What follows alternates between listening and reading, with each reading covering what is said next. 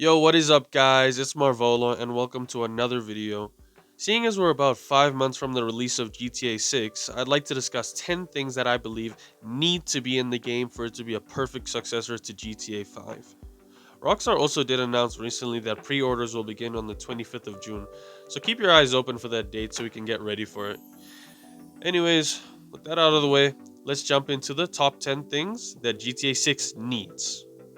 But quickly, I'd like to give an honorable mention to multiple endings and outcomes. Similar to how GTA 5 had three possible endings that left the player with those consequences, i.e., the death of Trevor, the death of Michael, or Death Wish, where they all survived, I believe that it should definitely be added to the next game, just for variety's sake. Now, to start off at number 10, we need fully enterable buildings. GTA 6 costed $2 billion to make, which already makes it the most expensive piece of media to ever be created. And because of that, the game needs to have an incredibly vast amount of enterable buildings and houses. This will make the game feel more open and diverse, especially in how Rockstar can design building interiors in many different ways and styles. GTA 5 unfortunately lacked a lot of enterable buildings for some reason, which always did bother me personally, seeing as it was a very large map.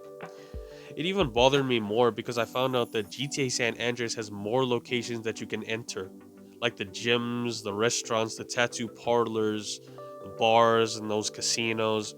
The list literally goes on. Not to mention, the game has three different cities with Los Santos, Las Venturas, and San Fierro. How the hell does a game from 2004 outshine a game released in 2013? Especially since the 2013 game has like three generations of consoles. Oh no, I wish I knew honestly. But seeing as GTA 6 is meant to be a big leap, this would be vital to the game's immersion. At number 9, we have Flight School. I know this might come off as a bit random, honestly, but hear me out. Flight School has been a prevalent feature in the GTA series for some time now, with being present in GTA San Andreas, being left out of GTA 4 for some specific reasons, and then being added back again in GTA 5. It's an incredibly enjoyable thing, It allows you to get accustomed to the flying mechanics in the game while enjoying the scenery of the map. And seeing as GTA 6's map is going to be like 3 times larger than the previous one, this would make flight a very enjoyable pastime. You might even be able to compare it to MS Flight Simulator. I personally enjoyed Flight School, which I very much hope is coming in the next game. Now at number 8, we've got weapon holsters and storage. What I mean by this is that GTA 5 had a very unrealistic feature in which you could literally buy dozens of guns from ammunition and you would just keep it in your inventory wheel, which is not really like a physical thing. It's like hammer space basically. Now with the weapon wheel, you're able to basically carry like several pistols, assault rifles, several SMGs, several grenades, sticky bombs, knives, knuckle dusters, a bat, a literal RPG, and a railgun if you chose to buy one. How the hell are you carrying all that? I think since GTA 6 is going with a more realistic approach, it only seems fair that they get rid of the wheel and instead have like a primary weapon and a secondary weapon which can be held with other weapons, like maybe the other weapons can be held in a car or storage facility, maybe a safe house, but on the player they should probably be only a primary and secondary weapon.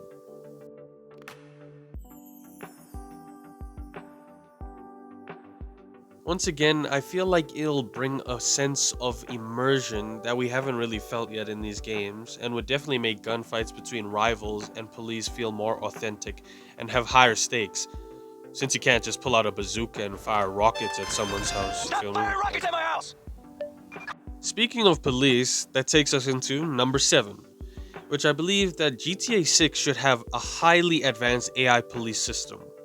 And this was one of the first things that I saw in the leaks back in 2022. And when I did first see it, I found it to be one of the coolest aspects of what's to come.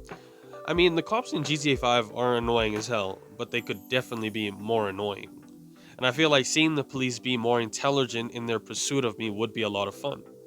Like imagine hiding in an alleyway and there's a camera nearby, so they use that to track you down. Or individuals will post about your reckless activities on like social media, which can cause the cops to hunt you down. It makes the law enforcement aspect of the game so much more interactive and forces the player to use their wits and skill to evade them long enough so that they can lose their wanted level.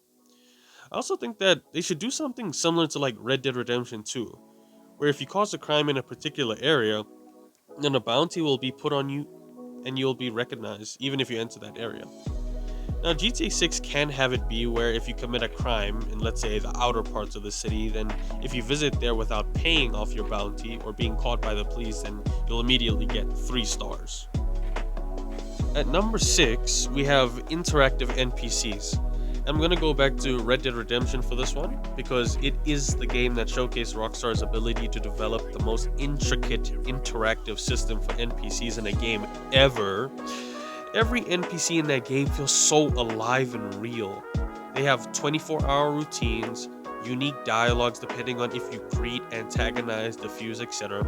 It's incredible how much variety there is in it.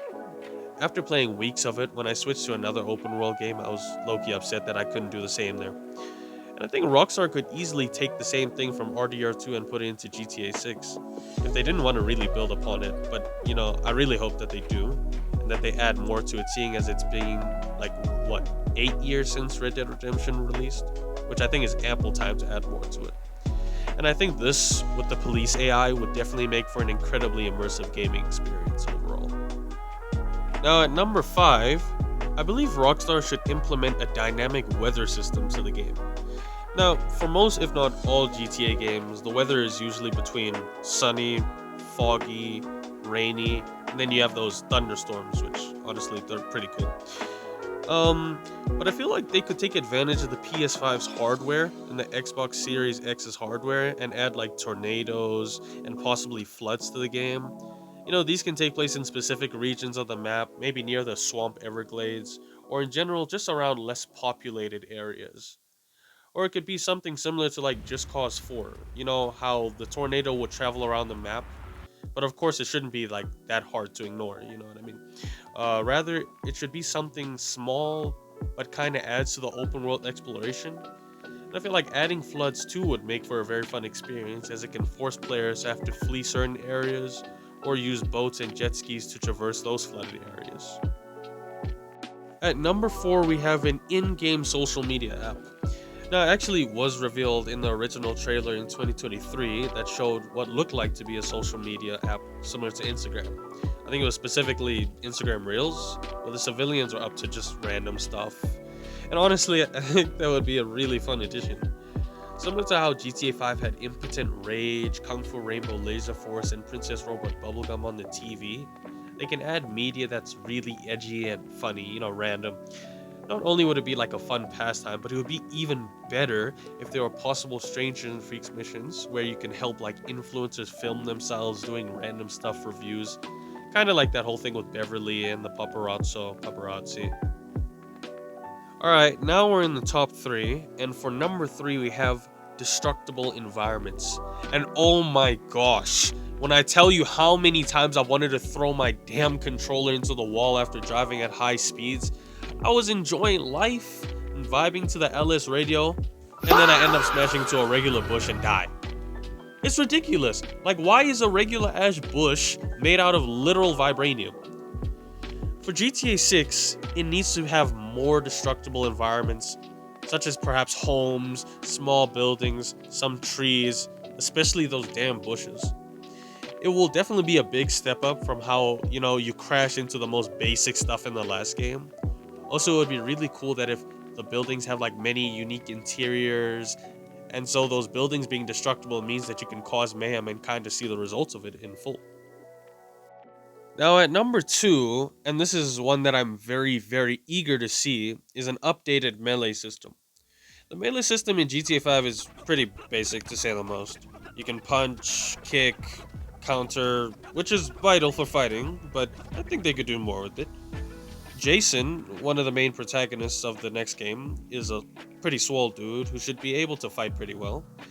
And they could implement things into the mix like choking, grabbing, tackling, which would add some much needed diversity to a pretty bland combat system.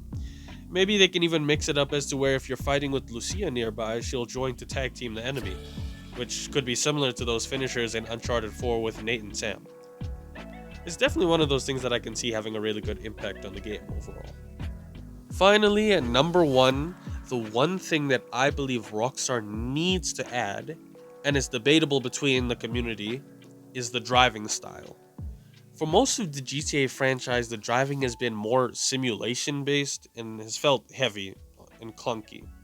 Especially in GTA 4, the driving was compared to like driving a boat on land, which isn't even an understatement. It was literally that hard to maneuver the damn thing. And in GTA 5, they switched to a more arcade like driving style that was easy to control, especially at top speeds. Me personally, I love the arcade driving more because it allows me to have some insane high speed races on the highway and makes slipstreaming through cars easier and more fluid. So I believe for GTA 6, they need to keep this feature exactly the same, or at least add some few tweaks, but keep it the same overall.